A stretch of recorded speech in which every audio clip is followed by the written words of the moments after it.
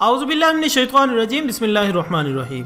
خواتین حضرات، knowledge factory میں خوش آمدید۔ ناظرین اکرام، انسان کو زندگی کے تمام معاملات کا ادراک اپنے حواس خمسہ سے ہوتا ہے، لیکن ان حواس خمسہ کے علاوہ ایک حس ایسی بھی ہے جس کی وجہ سے انسان کے ساتھ پیش آنے والے واقعات اور حادثات ظاہر ہو جاتے ہیں۔ مثلا اگر آپ کسی سے گفتگو کر رہے ہوں تو آپ کو گفتگو کے دوران ہی اندازہ ہو جاتا ہے کہ اگلے لمحے یہ شخص کیا بات کرنے والا ہے، یا اگر آپ کہیں جا رہے ہوں یا کوئی کام کر رہے ہوں تو آپ کے دماغ کو محسوس ہو جاتا ہے کہ عین اسی وقت کچھ برا یا اچھا ہونے والا ہے۔ اس کے علاوہ اس کی سب سے بڑی مثال یہ ہے کہ جب ہمیں کوئی سینکڑوں میل دور بیٹھے یاد کرتا ہے تو ہمیں چھینکیں آنا شروع ہو جاتی ہیں۔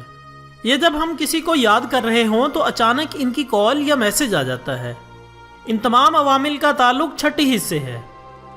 لیکن سوال یہ ہے کہ کیا چھٹی حس انسان کو مستقبل میں اچھے برے واقعات اور حادثات سے خبردار ہونے کی صلاحیت رکھتی ہے، یا انسان نے محض اتفاقات کو چھٹی حس کا نام دیا ہے؟ اس ٹاپک پر مزید بات کریں گے، لیکن اس سے پہلے میں نئے آنے والے تمام ساتھیوں سے گزارش کرتا ہوں کہ چینل کو سبسکرائب کر لیں اور بیل آئیکن کو دبا دیں، یوں آپ کو ہماری ہر نئی ویڈیو کا نوٹیفیکیشن ملتا رہے گا۔ خواتین حضرات، چھٹی حس آج تک ماہرین کی نگاہوں میں متنازع رہی ہے۔ کچھ کے نزدیک علم و آگہی کے مختلف ذریعوں میں چھٹی حس بھی شامل ہے، جبکہ کچھ اسے لاشعوری طور پر دماغ میں جانے والی معلومات کا ہی ایک دوسرا نام دیتے ہیں۔ در حقیقت ہمارے دماغ سے شعاعیں، جنہیں ہم مائنڈ ویوز یعنی ذہنی لہریں کہتے ہیں، اکثر خارج ہوتی رہتی ہیں، اور انہی لہروں سے دنیا کے لوگ اپنوں سے بندھے ہوئے ہوتے ہیں۔ مثلا بیٹا جو ماں کے جسم کا ہی حصہ ہے، مادی طور پر ماں سے جڑا ہوا نہیں ہوتا، لیکن جذباتی اور دماغی طور پر یقیناً ذہنی لہروں کے ذریعے ماں سے جڑا ہوتا ہے، اور ان دونوں میں مادی تعلق موجود ہوتا ہے۔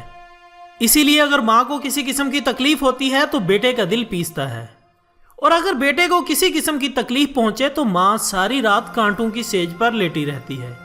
خواتین حضرات، یہ رشتے ماں بیٹا یا صرف دوسرے خونی رشتوں تک ہی محدود نہیں ہوتے، بلکہ اگر انتہا درجے کی چاہت اور محبت ہو تو بھی آپس میں ایک مادی رشتہ قائم ہو جاتا ہے۔ بعض اوقات یہ نظر نہ آنے والی دماغی لہریں ایک ذہن سے نکل کر بہت سے لوگوں کو پابند بھی کر سکتی ہیں، انہیں مادی طور پر کھینچ بھی سکتی ہیں اور کسی کام کے لیے منوا بھی سکتی ہیں۔ آپ دیکھیے، کسی قوم کا حقیقی لیڈر اگر واقعی قائد اعظم کی طرح مضبوط ہو تو پوری قوم اس کے پیچھے کھینچی چلی جاتی ہے۔ یہ کھینچا چلا آنا اصل میں واقعی ایک مادی عمل ہے جو ذہنی لہروں کے ذریعے عمل میں آتا ہے۔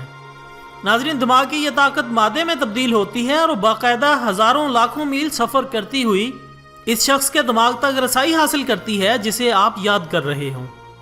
یہ طاقت انسان سے انسان تک، ایک معاشرے سے دوسرے معاشرے تک، اور ایک تہذیب سے دوسری تہذیب تک سفر کرتی ہے۔ خواتین حضرات، انسان روحانی طور پر جتنا مضبوط ہوگا اس کی طاقت بڑھتی چلی جائے گی، اور اجتماعی طور پر جتنے زیادہ لوگ اپنی سوچوں میں ایک جیسے ہوں گے، حالات اسی سمت بدلنے لگیں گے۔ کسی قوم نے اگر ترقی کرنا ہو تو اس کے لیے یہ بے انتہا ضروری ہے کہ اس کے زیادہ سے زیادہ افراد مایوسیوں کے بجائے کامیابیوں کے متعلق سوچا کریں۔ ناظرین اکرام، اس کے ساتھ ہی آج کی ویڈیو کا اختتام ہوتا ہے۔ ایک نئی ویڈیو کے ساتھ دوبارہ حاضر ہوں گے، تب تک کے لیے اجازت دیجیے گا۔ اپنا دوستوں، رشتہ داروں اور گرد و نواح کے تمام لوگوں کا بہت خیال رکھیے گا۔ اللہ حافظ۔